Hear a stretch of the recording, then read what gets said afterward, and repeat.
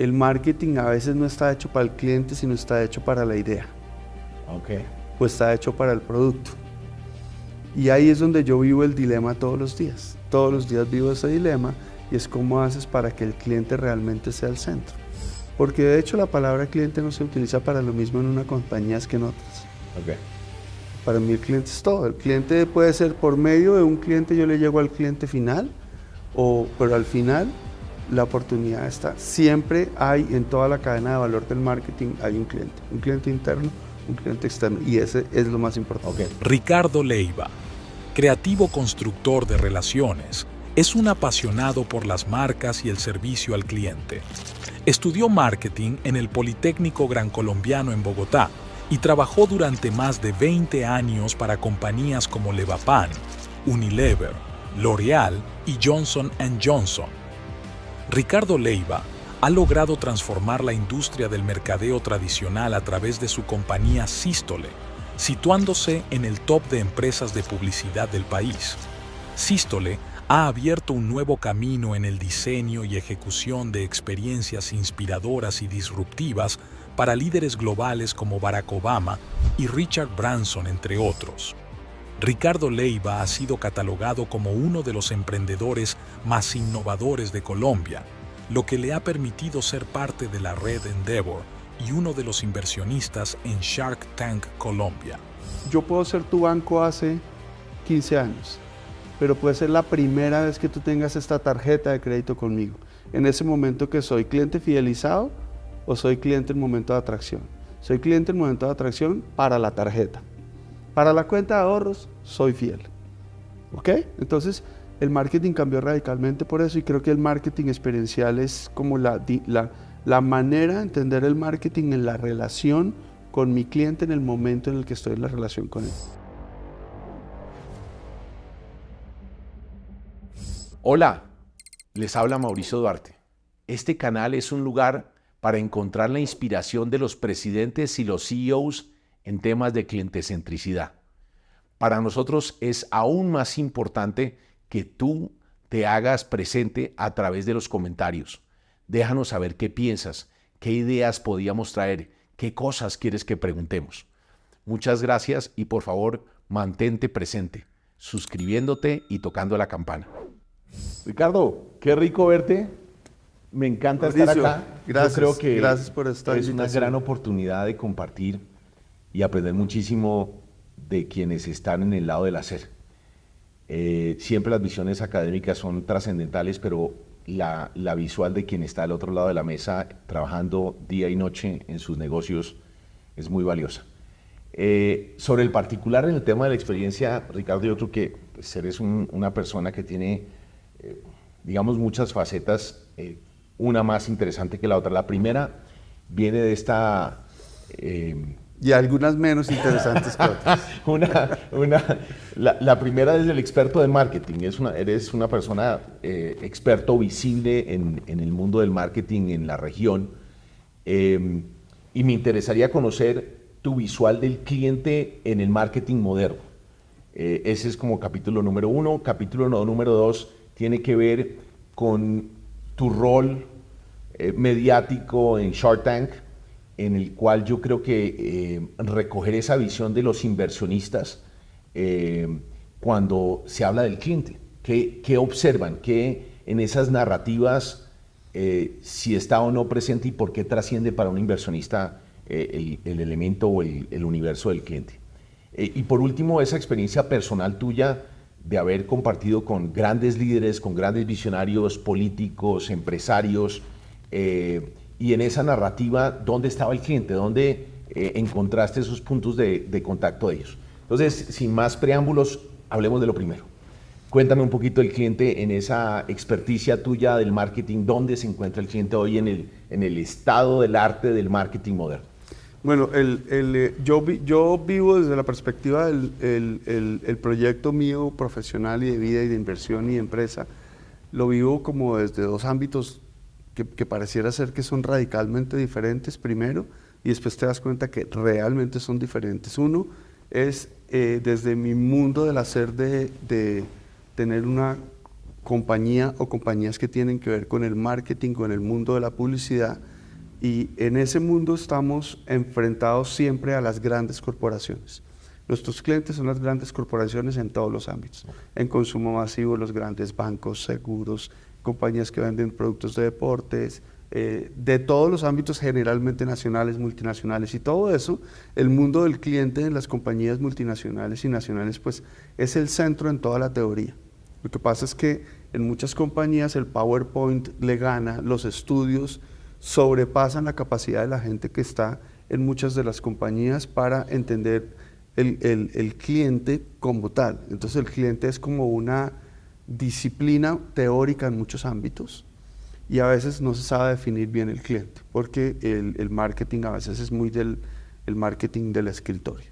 Pero el cliente está excedido en información, en inversión en estudios, entender y seguir las tendencias. Eso es lo que pasa en las grandes corporaciones y el marketing está como centrado un poquito en eso, en entender a ese cliente, desarrollar productos, servicios innovadores que normalmente satisfagan la necesidad de ese cliente. Okay. Ese es como ese mundo, y ahora te voy a contar un poquito porque hay algo que es medio raro a veces. En el otro mundo, que es el mundo de las compañías, voy a decir, más pequeñas, o de las startups, o de los emprendedores, que es un ámbito que sí creo que cambió en los últimos, especialmente 5 años, pero desde los últimos 10 años el ámbito y el ecosistema de emprendimiento en la mayoría de los países, gracias a Dios en Colombia, también cambió radicalmente, porque mucha más gente, tú sabes que a ti y a mí, siempre tuvimos en la cabeza, estando en la universidad, en dónde voy a trabajar, y normalmente nuestra fuente de trabajo principal era hacer carrera en grandes compañías. Ahora hay una dinámica de mucha gente desde la universidad, desde el primer día, están claros que su carrera la van a hacer para hacer nueva empresa y crear nueva empresa. Entonces el ecosistema emprendedor le imprimió un mundo muy diferente al mundo empresarial, porque empezó a meterle la innovación. Y esa innovación se basó en que esos pequeños y grandes emprendedores hoy en día el mundo del marketing lo ven desde el efecto de hacer empresa y de hacer ideas. Okay. Entonces el marketing está ahí, pero el cliente y la concepción del cliente de los dos, al final, tiene es una cosa rara, porque el marketing a veces no está hecho para el cliente, sino está hecho para la idea. Okay. O está hecho para el producto.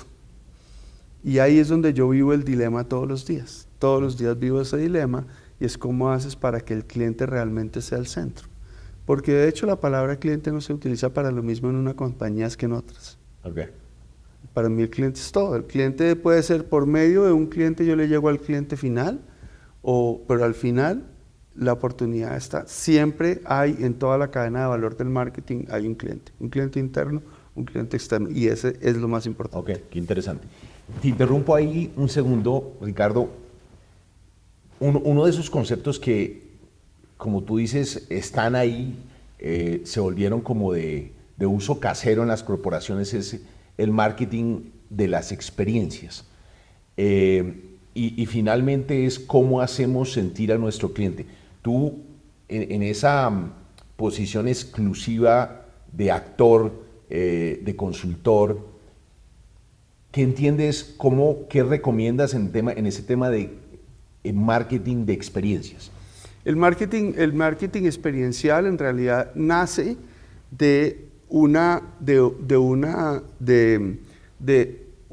visión, de una necesidad que básicamente descubre que la experiencia es parte de todo el marketing. Okay. Pero necesitábamos, el mundo necesitó que hubieran unos expertos en crear experiencias dentro del marketing que se enfocaran específicamente más en la experiencia de cliente en el marketing, y terminamos creando especialistas. Como hay un delantero en el fútbol, como hay un goleador y como hay un defensa, pero era el mismo marketing. Solo que al final las marcas empezaron. Recuerda que hace 20 años las marcas dependían de un comercial de televisión en el canal de televisión, en el noticiero, era donde más podían expandir su mensaje. Okay. Y el marketing fue cambiando porque el consumidor, la vida, la tecnología, el mundo digital empezó a hacer que la gente viviera las marcas más que recibiera notificaciones de una marca y tomar la intención de comprarla. Entonces la experiencia se volvió fundamental en todo el marketing de todo tipo de productos, inclusive en los negocios que son business to business o los negocios que son directos al consumidor, los que tienen que ver con entretenimiento, con consumo, con rumba, con deporte, con salud. La experiencia es el centro. Entonces hay unas personas que empezaron a hacer teorías o empezamos a trabajar en el mundo del marketing experiencial porque ahí hubo una oportunidad, había una oportunidad mayor. Lo que pasa es que el marketing experiencial requiere que a ti te guste la calle, arremangarte, ver al cliente, entender cómo consume, cómo reacciona y entender que el marketing, nosotros usamos un concepto que está bien chévere porque trabajamos con compañías de cervezas. Okay. Y nosotros le decimos a los clientes, a este cliente nuestro, que en este caso es Central Cervecera, que a nosotros nos deben pagar por el clic de lata. Entonces uno dice, el clic en digital es cuando haces clic, ¿cuál es el costo por clic? Sí. Y el mío es el costo de clic de lata. El clic de lata es cuando la persona ya especha la lata, es cuando ya se la consumió. Claro. Ahí es cuando me deberían pagar a mí como agencia de marketing experiencial y es como toda la dinámica de comunicación experiencia llega al consumo y hacer el clic de lata. Fabuloso, qué buen ejemplo, Ricardo. Me devuelvo un poco a la frase que dijiste que hay una brecha entre el status quo, el establecimiento empresarial frente al cliente y sus necesidades anteriores y el actual. ¿Cómo ves esa brecha? ¿Cómo conectas? Ya no es el marketing masivo, sino una talla calza una persona. Es muy individualizado. ¿Cómo manejan ese reto? ¿Cómo es entender las necesidades del cliente individualizado? A mí me gusta mucho siempre esa pregunta porque lo más difícil para la gente es entender que el marketing es el mismo marketing de las relaciones. Okay. Si todos hemos tenido dinámicas de relaciones personales súper complejas en ámbitos de pareja, en ámbitos de persona, en ámbitos de los hijos, y el marketing es el ejemplo más parecido a cómo funciona una relación. Una relación cambia todos los días, evoluciona todos los días por una sola razón, las personas evolucionan todos los días. Entonces el marketing de hoy en día es un marketing en donde tú debes entender la gran tendencia. Tú vas a un festival Stereo Picnic y si te imaginaras que ese es el mundo del marketing, tú dices aquí hay una sola tendencia. Porque tú vas a Stereo Picnic, son 3 días en donde la gente está metida en el ámbito de la música y tú ves que la ola de gente que pasa de una carpa a otra porque aquí va a empezar a cantar. Ese es el mundo del marketing, el mundo de la tendencia. Es como yo logro entender lo que mueve la masa y después o antes o al mismo tiempo logro entender cómo se mueve este grupito que se movió al lado derecho y se fue a tomar una cerveza o este que se fue a tomar un whisky antes de entrar a la música y la dinámica es cómo logras entender macro tendencias, pequeñas tendencias y después entender al individuo. Bueno. Porque el individuo que, por ejemplo, lideró un grupo de 3 personas que fueron a tomarse algo, ese tuvo una razón por la cual prefirió llegar a el lugar específico. Entonces el marketing sí se convirtió en un marketing individual, se convirtió en el marketing personalizado. Pero el error que no podemos cometer es creer que el marketing personalizado es que ahora yo atiendo al señor Mauricio Duarte y no entiendo el entorno en el que está y cuál es la tendencia que lo mueve. Porque a ti te mueve también una tendencia, okay. Una micro tendencia y una macro tendencia. Ahí está la ciencia. Qué interesante. En el tema, Ricardo, de tiempo real, volvamos a ese establecimiento que consideraba que era estudios fotográficos. En la investigación de mercado nos indica que nuestro cliente quiere esto. Estoy entendiendo, corrígeme si me equivoco, que hay una narrativa que dada la celeridad de la tecnología de mantenernos comunicados 7/24, detectar los cambios de consumo y de necesidades sucede en cuestión de minutos. Luego entonces, en mi práctica nosotros hemos visto que el tiempo real o cerca a tiempo real se vuelve fundamental porque una fotografía de 3 meses puede evidenciar que quienes creíamos estaban ahí ya no están porque cambiaron, porque no logramos conectar con ellos. Cuéntanos un poquito si esa es también tu lectura, si lo has visto de esa manera. No, yo creo que, digamos que conceptualmente lo que dices es cierto, pero en realidad es que el marketing en todos los ámbitos se está convirtiendo mucho más en un real-time marketing, que es totalmente diferente a lo que pasaba antes. Antes tú lanzabas una campaña, esperabas el reporte de lo que iba pasando en el día a día. De hecho, no tenías tanto acceso a tanta información, no tenías acceso a los comentarios. Tú tenías que esperar un estudio de mercado para acceder a los comentarios. Hoy en día puedes hacer una escucha hoy y ver el sentimiento positivo, negativo o neutral que está generando una comisión, un producto por las conversaciones que tú ves, por ejemplo, en Twitter, en X, antes Twitter. Entonces, esa es la dinámica, pero la dinámica en la que no se puede caer en el error es que el marketing que hoy en día se impone en todos los ámbitos en general es más cercano, es un real-time marketing. Que quiere decir que yo sí tengo que puedo reaccionar en vivo a cosas que están pasando. No quiere decir que las tendencias se hacen en un solo segundo. Las tendencias empiezan a aparecer, microtendencias empiezan a mover a la gente por cosas que están pasando. Entonces, por eso es que antes, hace un par de años o 3 años, las compañías mucho decían, hoy, ¿cómo hacemos para hacer una tendencia hoy en día en Twitter? Esa tendencia de Twitter era tratar de provocar algo que moviera una masa detrás de una frase que mueve a todo el mundo. No quiere decir que la tendencia se creó en ese momento, solo que la tecnología nos ayudó a leerla. A leer a las personas. Hoy en día las podemos leer mucho más fácil. No se te olvide una cosa que es muy importante. Hace 20 años, el marketing era el marketing. Yo fui mercaderista, así fue como mi primer trabajo en la primera compañía que trabajé, en Levapan. Y me acuerdo yo en Cafam de la 68 siendo mercaderista de gelatinas, de gelatina gelada. En esa época, el usuario que era, normalmente era la señora que hacía el mercado, porque el mercado lo hacía o la señora o el fin de semana de la familia, llegaban al mercado y en el mercado tomaban la decisión de lo que normalmente compraban o encontraban los productos nuevos que de pronto habían visto en el noticiero o en la novela. Entonces, ¿quién regía en ese momento qué se consumía? Las marcas.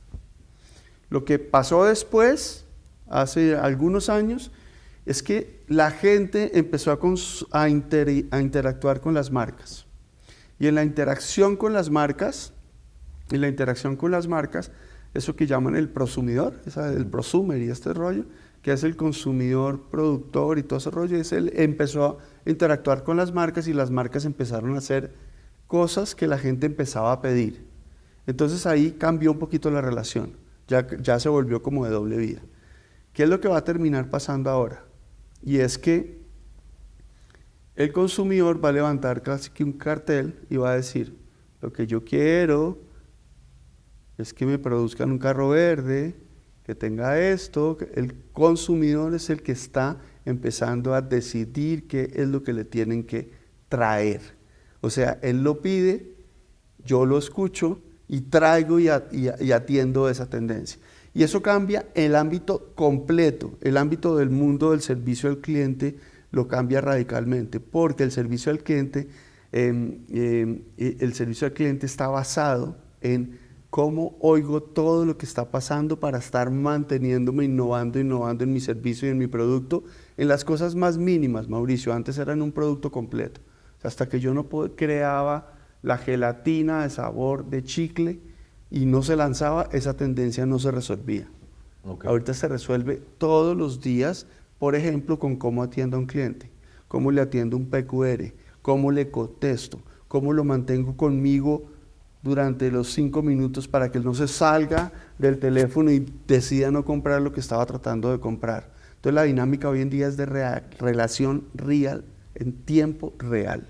El marketing de hoy en día tiene que ser el marketing del tiempo real.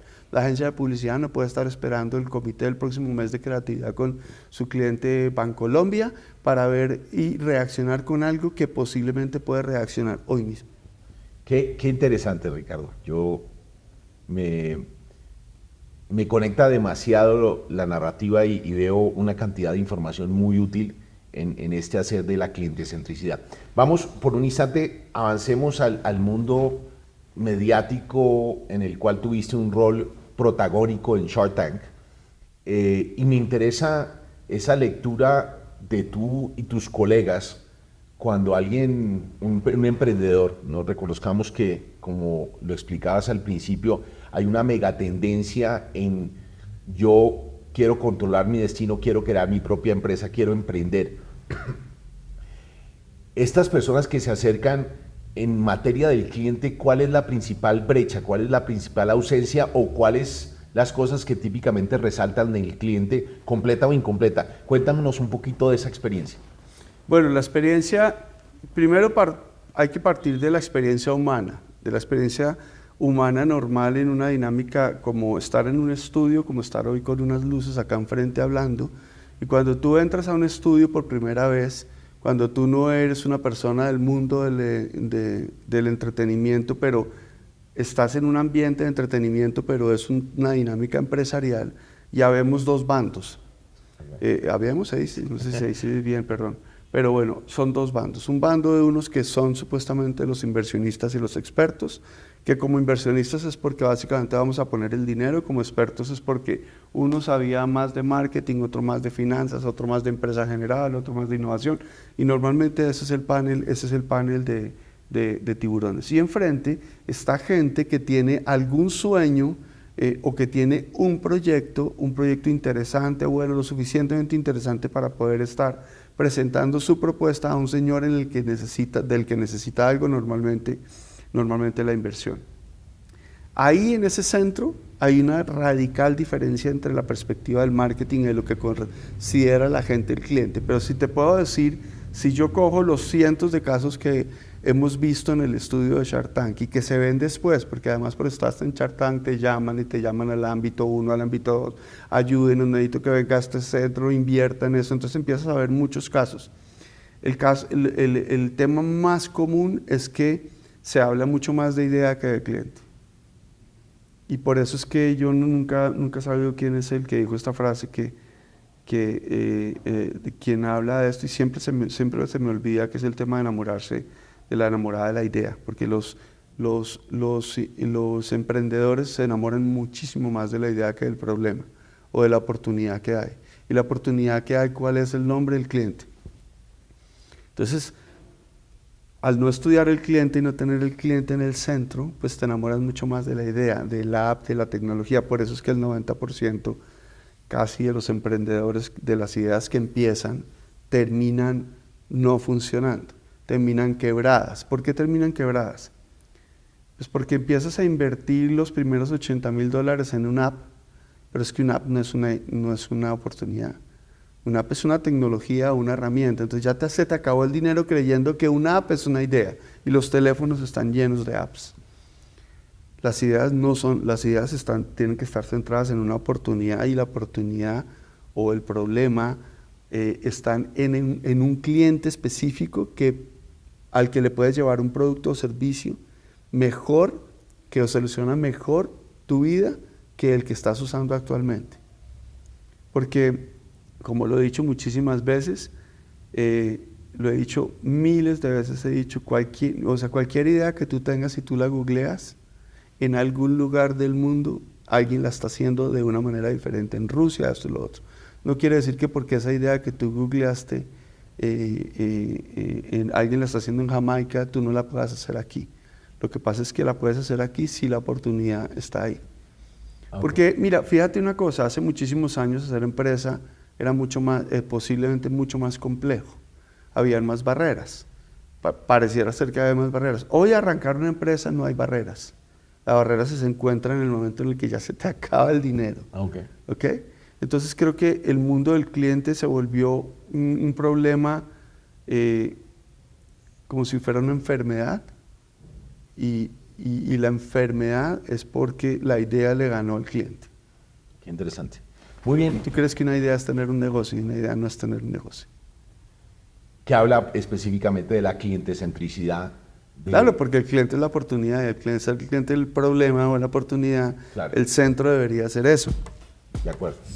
Capítulo 1. La importancia de entender al cliente, no desde un enfoque excesivamente teórico, sino práctico. La importancia de enfocarse más en el cliente que en la idea y necesidades de los clientes. Reaccionar rápidamente a las tendencias y a las interacciones con los clientes por medio de la tecnología. Nosotros decimos que las empresas tienen siempre una vocación de producir o de generar la lealtad de los clientes para con nuestro servicio o para con nuestros productos, dado que es la conducta leal la que tiene un impacto financiero. El cliente no nos abandona, el cliente nos compra más, el cliente nos recomienda a sus amigos y colegas, costo de adquisición. Servir a un cliente deleitado cuesta menos que el quejoso. En esa experiencia o en esa, digamos, visualización del impacto financiero de la experiencia, volvamos al escenario privilegiado que has tenido de oír miles de ideas. ¿Por qué esa desconexión nuevamente? ¿Por qué la gente se olvida que en el centro del negocio está el cliente, que la oportunidad en tu narrativa está ahí y que la manera de monetizar, de llevar al éxito nuestra idea radica en lograr su lealtad? ¿Por qué crees que está esa brecha ahí una y otra vez?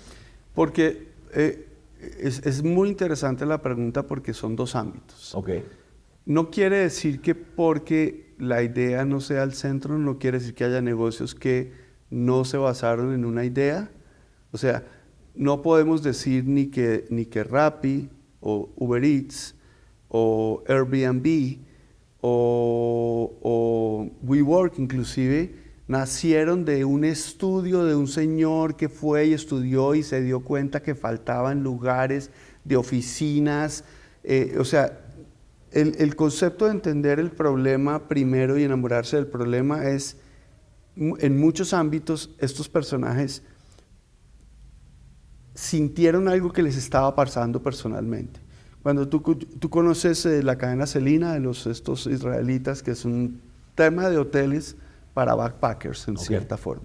Unos personajes que salen de Israel como siempre, salen a viajar por el mundo, llegaron a Panamá y se dieron cuenta que el sitio, en los sitios que habían para ellos no eran los sitios que querían realmente esa onda de gente que viaja por el mundo, pero que tuvieran ese nivelito arriba y todo. Con lo que ellos vieron y sintieron, ellos vivieron el problema, dijeron, aquí hay una oportunidad. Vamos a crear hoteles para backpackers, donde la gente que eran YMCAs, pero con experiencia y con todo ese tipo de cosas. Eso quiere decir que todos los proyectos que nacieron con ese problema que se vivieron personalmente. El huevón que dijo, oiga, pero si en una ciudad hay muchas casas donde la gente se puede quedar, a mí me invitaron a quedarme en un lugar, ¿qué tal si creamos un proyecto donde la gente pone su casa? Y por eso es que el concepto al final que hizo que naciera Airbnb es los mejores hoteles del mundo están en la casa, que era el concepto de decir, oiga, no hay nada mejor que ir a hacer turismo con un local. Sí. Entonces, esos conceptos nacieron de alguien que realmente entendió esa idea y ese problema basado ahí. Okay. Lo que está pasando es que uno cree que construye lealtad al segundo día que está saliendo con una persona. Entonces, el concepto de la lealtad es un concepto que tiene que ver con el momento en el que yo estoy en la relación de mi producto o servicio con esa persona. Yo no puedo construir lealtad el primer día. Por eso en el mundo del marketing hay una dinámica que es la del journey del cliente, ¿no? Mi primer momento de relación con un cliente es cuando lo estoy cautivando para que por lo menos me mire o no me escupa. Después de que me miró, entonces ya intento hablarle. Después de que intento hablarle, intento que se mantenga en mi conversación. Después de que le gustó mi conversación, intento que se quede profundizar mi relación con él. Y después intento hacer acciones que lo mantengan leales. La mala noticia, Mauricio, para mí en el mundo de la lealtad es que ya no es la lealtad, ya nadie es tan leal. A veces te quedas con un banco porque las barreras de cambiarte a otro banco es una mamera. A veces pruebas una nueva gaseosa porque eso sí no te importa pasarte de una a la otra. La lealtad se convierte más en una palabra en el mundo del marketing que a mí me gusta y que me parece mucho más efectivo, es tener captiva a la persona, tener a la persona atenta contigo. Porque la lealtad, en la medida en que vamos pasando y va pasando el tiempo y pasa esto que yo te digo, que es que los usuarios van a empezar a decir, yo, ¿sabe qué? Para el próximo mes quiero ver todas las marcas con carros verdes y voy a ver cuál marca escojo. Y esos 20 señores que levantan ese cartel, porque los oímos desde el departamento de marketing o innovación de la compañía de carros, dicen, en un mes hay que tener carros verdes parados porque nos van a empezar a escoger dentro de un mes así. Ahí es donde nos vamos a dar cuenta que la lealtad no existe. Lo que existe es la tener a la gente captiva, como decimos. Que es cómo hago para mantener la gente atenta conmigo, porque nunca la gente va a dejar de ser fiel. En cambio va a empezar a estar, yo estoy pendiente, estoy con esto, estoy aquí hablando con Mauricio. Hay algo que me distrajo, ahí me fui y la venta se perdió. Qué interesante, Ricardo. Ahora miremos, en mis observaciones, en nuestra experiencia, hemos entendido que el área de experiencia de cliente en una estructura organizacional, y quiero tu opinión al respecto, o tiene una autonomía, una independencia que le reporta a la alta dirección de las organizaciones, o depende, es un apéndice del marketing. ¿Tú dónde lo ves y por qué lo ves ahí? Mira, yo creo que ahí pasa como en el mundo de la sostenibilidad, en el tema de la sostenibilidad. Hace 10 años habían áreas de sostenibilidad y, como le decían, responsabilidad social en las compañías, que era como pongamos un área ahí para devolverle al mundo lo que le quitamos antes con nuestros empaques, con esto, lo otro. En el marketing experiencial lo primero que pasó fue que el marketing que llamaban no tradicional hace unos años era como un tipo de marketing, una especialidad del marketing. Lo que pasa es que hoy en día ya el marketing experiencial ya empapó la manera de hacer marketing en todos los ámbitos. Y si usted ve personajes del mundo del departamento de marketing y de servicio al cliente en compañías como Rappi, en compañías como Bancolombia, en compañías como El Éxito, el marketing experiencial está empapado en todas las dinámicas del marketing. Algunos lo han mantenido especializado. Es igual, las áreas de sostenibilidad en realidad ya no existen, ya la sostenibilidad está en la cabeza del señor presidente del banco, que dice ahora el capitalismo consciente es parte de nuestra dinámica, todo aquí tiene que ser sostenible, todo tiene que responder a negocios justos, a toda esa dinámica. En el marketing pasa exactamente lo mismo. Lo que pasa es que el marketing experiencial, como está inundado dentro del mundo del marketing, se transformó. ¿Y se transformó por qué? Porque la gente empezó a entender. Yo le dije esto a usted cuando estábamos charlando hace un rato, tomándonos un tinto, que yo creo que la madre de los marketing para mí era el marketing relacional. Ese CRM que siempre lo vimos como el aburrido, el del emailing, y el que creíamos que era acciones de marketing relacional. Realmente el marketing madre de todo es cómo me relaciono yo con mi cliente y con mi consumidor. Y eso se transforma un poquito en que esto que estábamos hablando un poquito de la fidelidad, que ya no es como mantengo cautivo, es que las acciones del marketing es como hago experiencias de marketing, pueden ser de comunicaciones, pueden ser en un lugar, pueden ser de trial y de prueba de producto, de muchos ámbitos, dependiendo del momento en el que estoy yo contigo en la relación. Okay. Entonces, en el mundo del marketing llamamos el journey del cliente. El journey del cliente empieza por la etapa en la que estoy en momento de atracción de un cliente. No como compañía, pues porque yo tengo una relación contigo como banco hoy, pero la relación que tengo con tu esposa, con tu novia o con tu hijo es diferente. Con tu hijo estoy en momento de atracción, pero contigo estoy en fidelización. Entonces es cómo personalizo la dinámica de relación contigo y hago experiencias contigo dependiendo del momento de la relación que estoy contigo. Por ejemplo, yo puedo ser tu banco hace 15 años, pero puede ser la primera vez que tú tengas esta tarjeta de crédito conmigo. En ese momento que soy cliente fidelizado o soy cliente en momento de atracción. Soy cliente en momento de atracción para la tarjeta. Para la cuenta de ahorros, soy fiel. ¿Ok? Entonces, el marketing cambió radicalmente por eso, y creo que el marketing experiencial es como la manera de entender el marketing en la relación con mi cliente en el momento en el que estoy en la relación con él. Wow. Ahora, ¿sabe qué? Yo hace varios años encontré una cosa que me pareció impresionante y fue en Procter & Gamble, porque ellos también aprendieron mucho de eso, y es una compañía de consumo masivo, no están en la dinámica de relaciones, no tienen bases de datos de la señora que les compra un detergente. Y ellos entendieron, por ejemplo, en el mundo del cuidado del hair care, sí, los champús y todo esto, que gastaban millones y millones, en el mundo de la belleza en L'Oréal también, millones y millones en muestras de producto. Porque en su categoría, para que una persona compre un empaque grande, que es el que tú vendes de un nuevo champú, tú dices, yo no le voy a pagar estos 10,000 pesos, 13,000 o lo que sea, yo necesito primero una prueba para probarlo esta semana, 2 o 3 veces. Entonces de ahí están las acciones de trial. Okay. Y esas acciones de trial cuestan millones y millones, millones de pesos porque se dieron cuenta que muchos de los sachets que regalaban yendo a un centro comercial a mujeres no los usaban necesariamente y no les daba lo que hoy en día es como el uso del producto.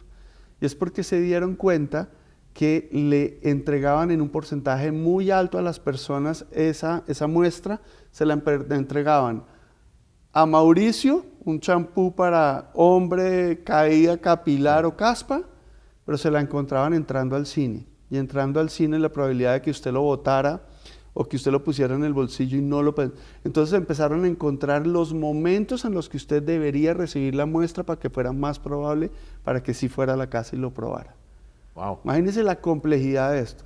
Entonces eso dice que en la dinámica de prueba de producto y de experiencia con los clientes, todo depende de en qué momento de la relación estoy con usted, pero también en qué momento o punto de contacto me lo entregaste. Ok, qué interesante. Pero te voy a, como dicen en el béisbol, a lanzar una bola curva. Uno mira las estadísticas de qué conforma en la economía más avanzada del mundo, más robusta, que es la norteamericana, y dicen más o menos entre el 70 y el 80% del PIB lo conforman áreas de servicio, ya no de productos, no de manufactura. En ese mundo del servicio, ¿cómo calzamos el tema de la experiencia? Porque claramente esa hiperindividualización del servicio es un reto enorme. ¿Cuál es tu opinión? ¿Qué consejos tienes ahí? ¿Qué observaciones has encontrado en ese marketing de experiencias para el mundo de los servicios? Mire, en el mundo de los servicios, el marketing de experiencias hoy en día tiene la ventaja mayor que no tiene nadie y tiene que ver con la data. Y la data y la big data y toda la información que yo tengo me ayuda a poder tener una relación contigo diferente a lo que teníamos hace 15 años, en donde el marketing relacional está basado en una base de datos que yo tenía en Excel, de repente en una herramienta y mandaba un mailing contando. Por eso es que sigue siendo el mailing todavía, de hecho, en términos de aperturas y cosas, pareciera ser que es el más efectivo. El 0.5%, el 5 o el 3% ahora en el mail y vieron el tema. Todo tiene que ver con la data. Y en el marketing experiencial es, tengo la data, tengo a la persona conectada en un sistema mío, tengo la persona que aprobó que yo le puedo mandar información o que yo le puedo mandar notificaciones. El centro de todo está en cómo puedo utilizar la data. ¿Cómo utilizo la data? Y la data, ¿qué son? Clientes, son personas, no son datos, son características de ese cliente. Entonces, la recomendación, pues, es que es como darle la recomendación a una persona que tiene datos de su cliente, es como yo conozco a esta persona, la conozco bien, ya he ido con ella de rumba, ya sé que le gusta más la comida italiana que la otra comida, y eso hace que todas las acciones, la recomendación es cómo haces para que el señor que está sentado en un escritorio viva la data. El señor de marketing, el gerente de marca, el gerente de producto tiene que vivir la data. Y vivir la data es vivir a la gente. Coger la data, analizarla y decir, listo, vamos a lanzar este tipo de cosas, es básico para eso. Perfecto. A mí me gustan mucho las narrativas, contar historias, porque las historias permanecen. La gente se acuerda de la historia que nos dijo Ricardo en esa reunión informal sobre experiencia y sobre marketing. ¿Qué historia tienes en esto? ¿Qué historia nos puedes contar que haya dicho específicamente, o en el mundo de la experiencia, en el mundo del marketing me pasó esto? Cuéntanos unas historias para la audiencia? Pues es que yo creo que en el mundo en el que yo viví el marketing, todo tenía que ver con, hay una cosa que normalmente a mí me ha caracterizado que tiene que ver con algo que cuando hice la primera empresa que Sístole, que ahora se llama Latir, teníamos un código y ese código decía tenemos el no dañado.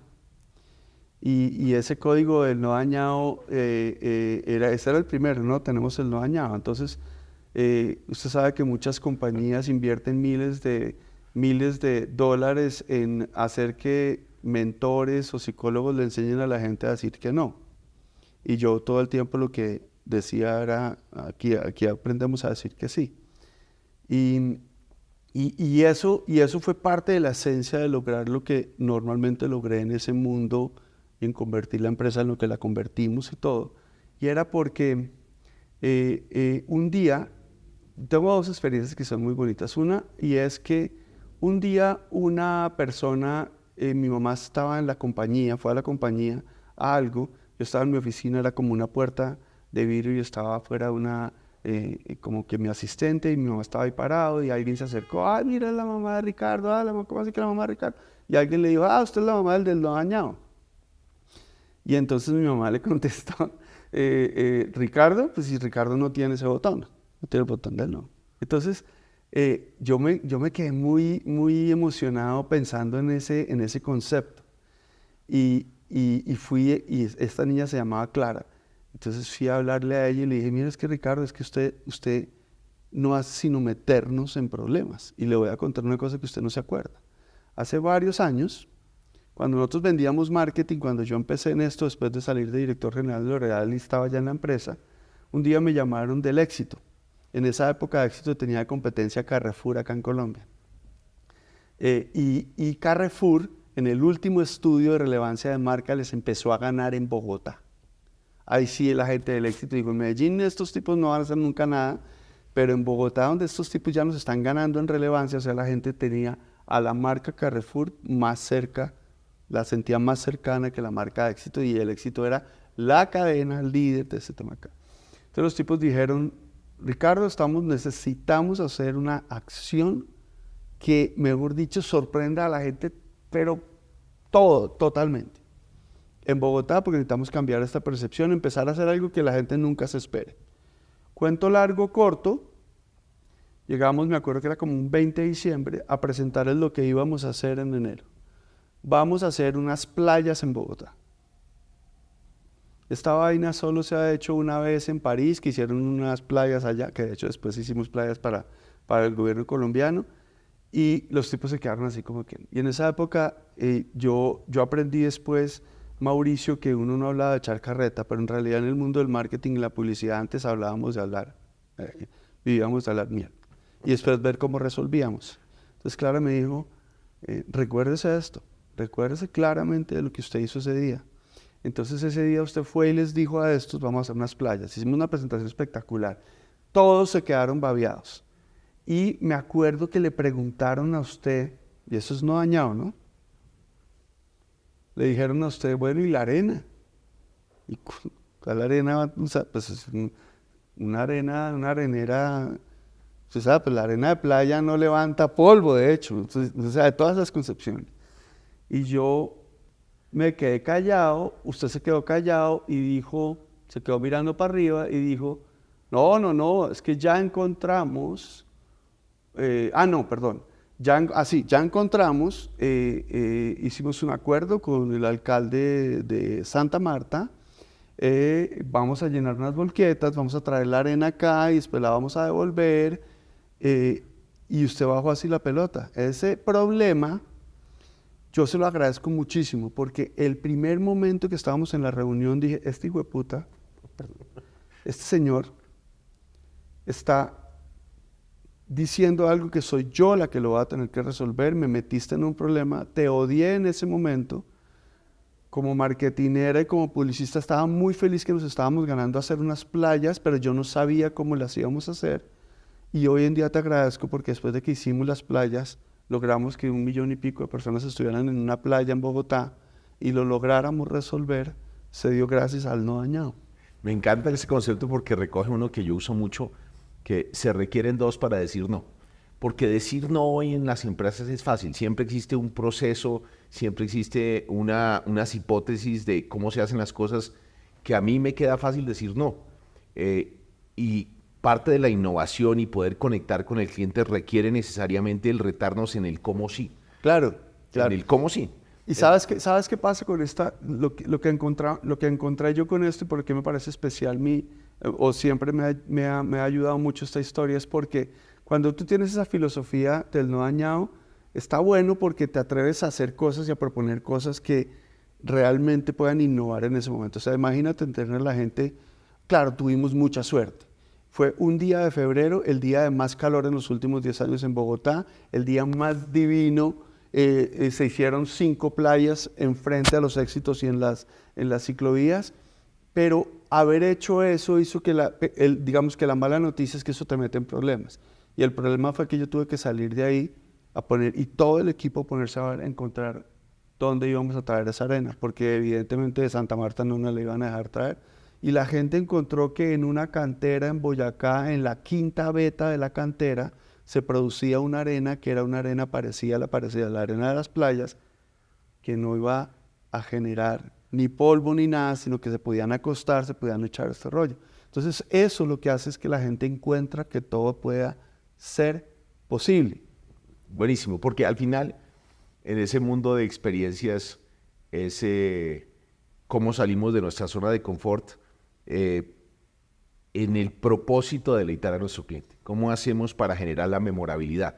Me imagino que ese concepto quedó marcado durante mucho tiempo en la memoria de muchas personas que asistieron a esta playa. Capítulo 2. La fidelidad del cliente como factor esencial más rentable a largo plazo. La idea de mantener a los clientes cautivos y atentos es crucial, ya que la lealtad puede ser volátil.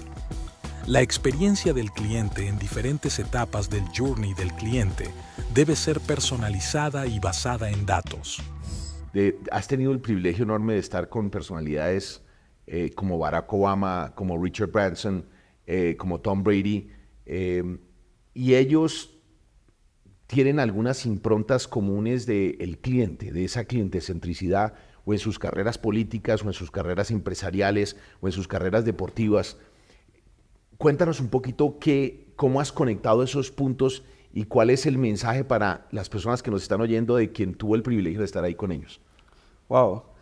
Pues mire, yo creo que hay una cosa que a veces suena como un poquito medio cliché, pero en mi caso fue verdad, y es que yo tenía una pasión absoluta cuando empecé a trabajar en ese mundo de lo que yo llamaba el marketing no tradicional y después experiencial.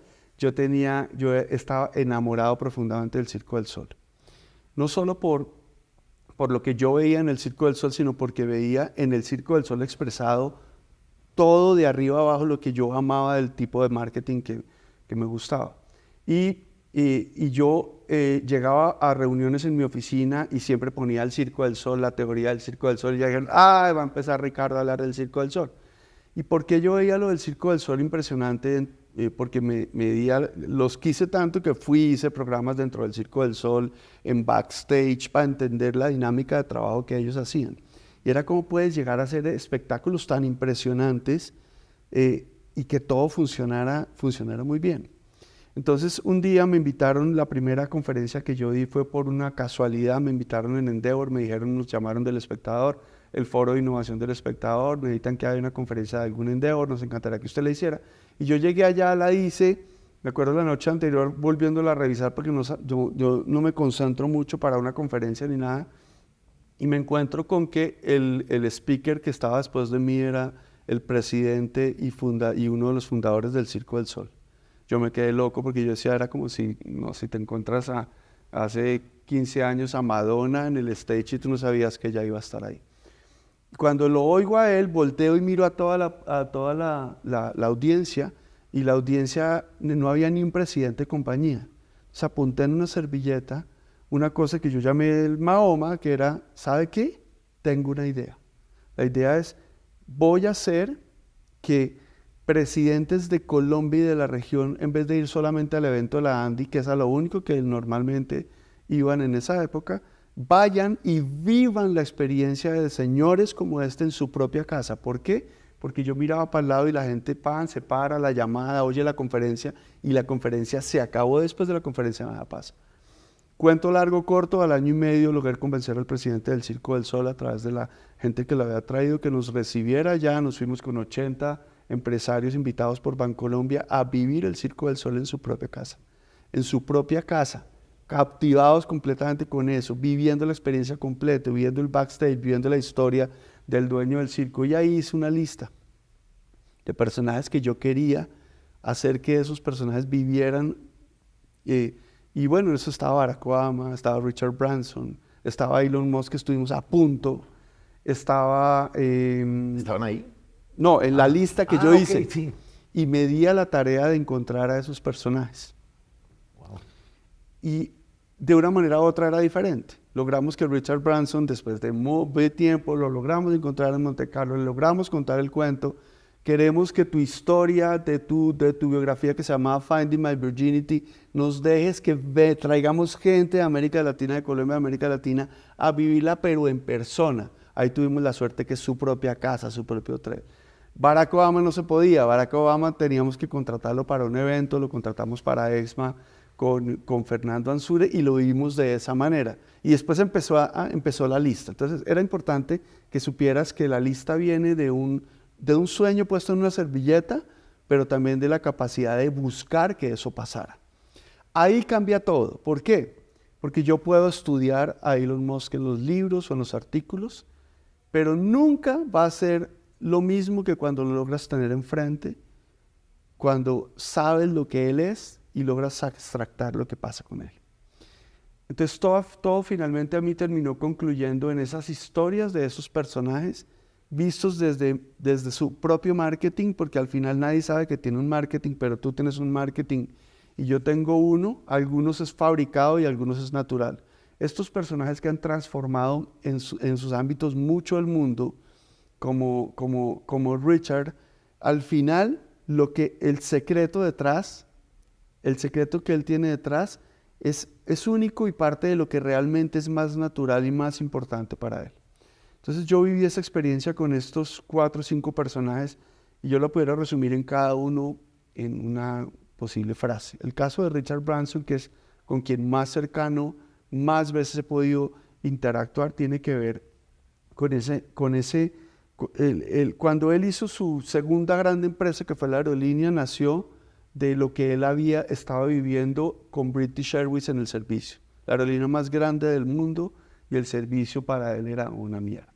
Y ese servicio, que no era el servicio que él quería hacer, lo tenía que transformar en lo que él consideraba que era la esencia de cualquier compañía, que era el servicio. Cuando tú entrabas a un Virgin, a un Megastore o un store de Virgin, desde que él hizo la compañía de discos, era espectacular la experiencia. Y la experiencia se daba por lo que vivías, la cantidad de referencias, cómo te atendían, cómo te preguntaban, los colores. Y para él el servicio al cliente es su esencia de su marketing.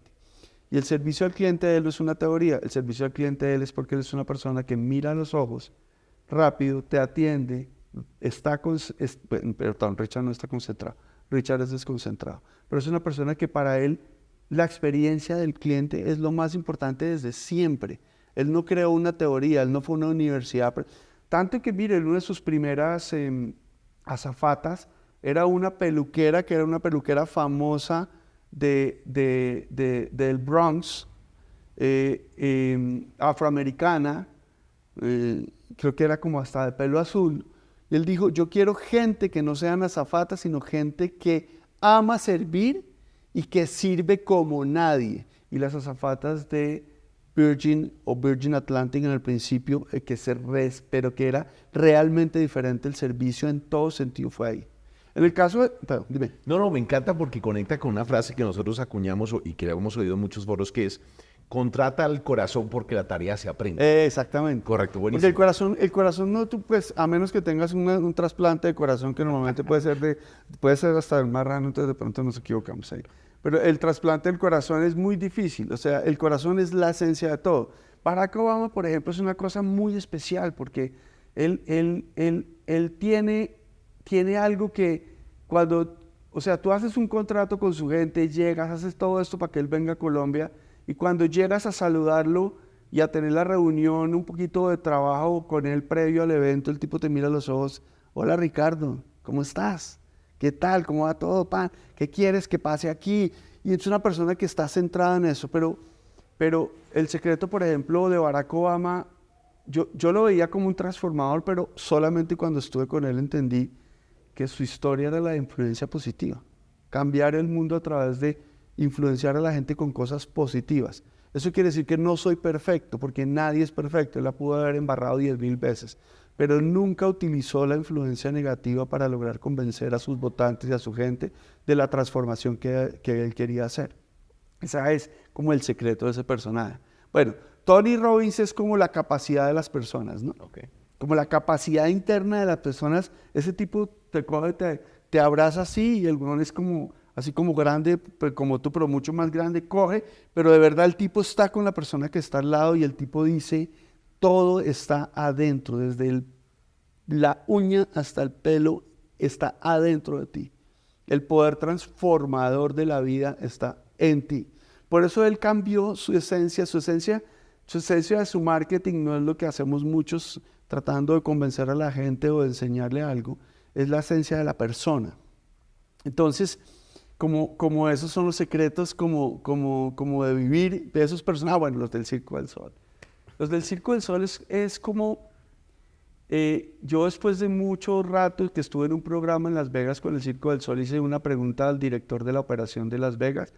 El tipo me dice como que, oiga, llevamos 3 días acá con usted y usted perdimos el tiempo con usted porque yo le hice la pregunta y le dije, oiga, yo la verdad, aquí pasan tantas cosas en 3 segundos en el momento del show, cae la persona, nadie se muere, abajo uno ve que el man pone la colchoneta y la quita y ya la quita, pero ya los de arriba ya no están arriba, entonces uno está en el backstage y todo y es, ¿por qué aquí habiendo tanto caos aquí no pasa nada?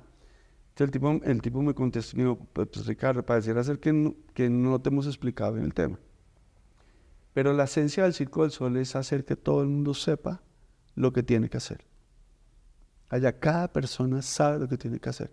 Y tú cuando vas al Circo del Sol, a un show del Circo del Sol, que además detrás de la historia del Océano Azul y todo eso que, por más de que Guy La Liberté era un tipo que estaba en los semáforos y decía esta vaina, y dijo yo voy a crear el primer circo sin animales, que eso era como inédito, imposible, que eso es lo que más me impresiona a mí, es cómo logró hacer reemplazar el elefante con una persona, y realmente es porque la experiencia es tan extraordinaria que usted no ve en el Circo del Sol lo que le pasa a uno algunas veces en algunas experiencias que uno tiene, en donde el que entra lo atiende a usted mal, el que está en el punto de venta vendiéndole la cerveza de repente lo atiende querido, el otro más o menos, el otro tal. En el Circo del Sol tú entras a un lugar del Circo del Sol, antes siempre están las tiendas afuera, en un show de Las Vegas, en un show, todo el mundo te atiende igual, la sonrisa es la misma, la experiencia, el chiste, la manera de tocarte es completamente impecable. ¿Por qué?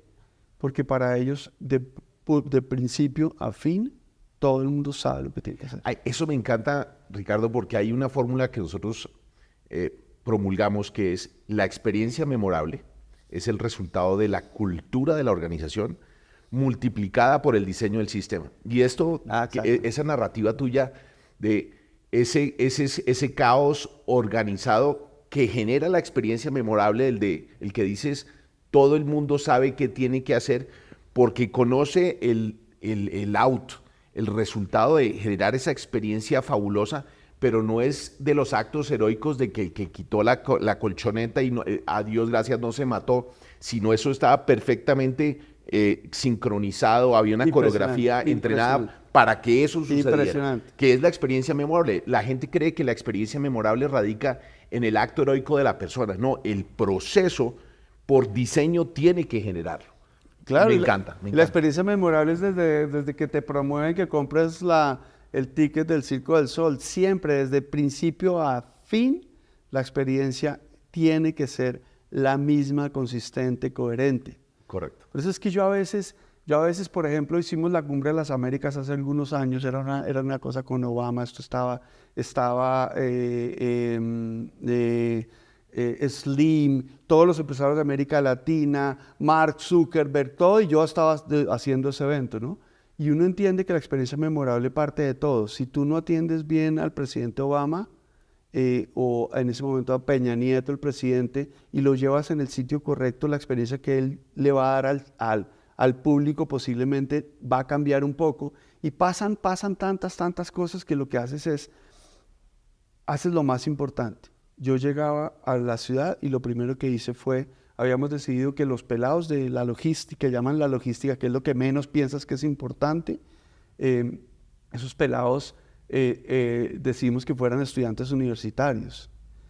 Entonces yo hice en mi conversación esas que yo ni siquiera cuando la llevé la preparé un poquito, pero en realidad me inspiré tanto porque entendí que estos eran los que iban a ser principalmente la experiencia más relevante. Hicimos algo que no había hecho nunca nadie en ese ámbito. Entonces, primero los emocionamos de entender la capacidad que tú tienes de no subestimar que una sonrisa tuya le cambia la vida a una persona. Y si tú ves que un empresario está como que no sabe qué hacer, tú te le vas a acercar y le vas a decir, le vas a mirar el nombre de la cosa, porque a todo el mundo, doctor Ricardo, ¿usted qué necesita?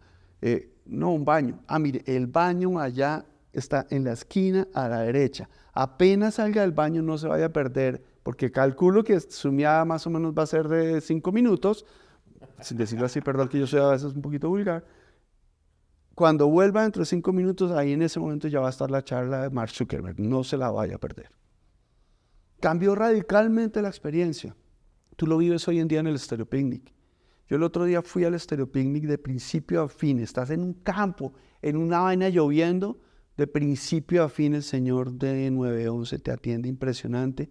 Llegué, le pregunté a alguien dónde está el baño, me acuerdo de una persona que me llevó de verdad a la puerta del baño, Mauricio, y me dijo, gócesela. O sea, gócesela.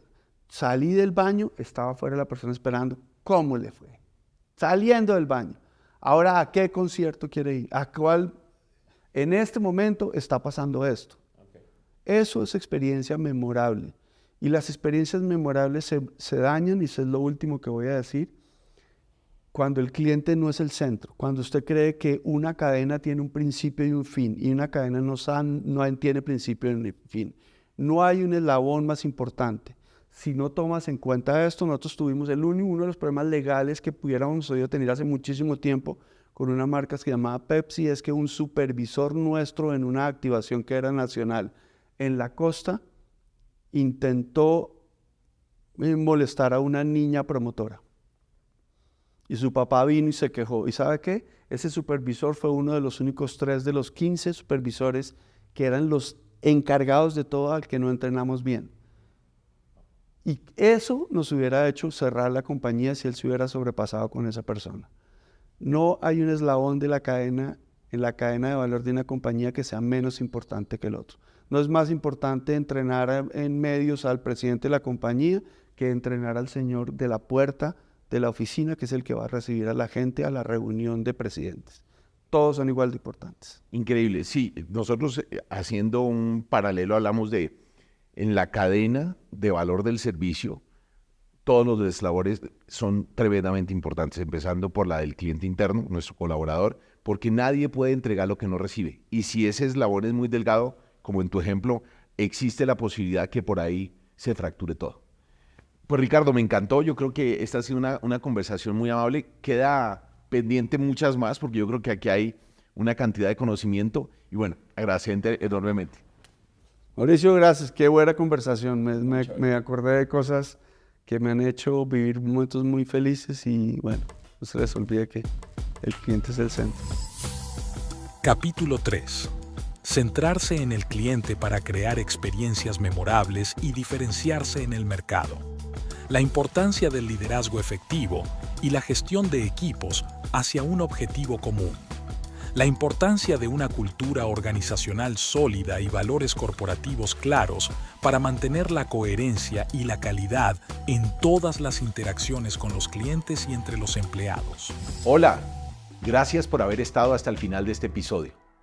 La próxima semana tendremos un invitado que nos compartirá sus nuevos secretos y su inspiración en los temas de experiencia y clientecentricidad. No olvidar por favor suscríbete y toca la campana. Gracias.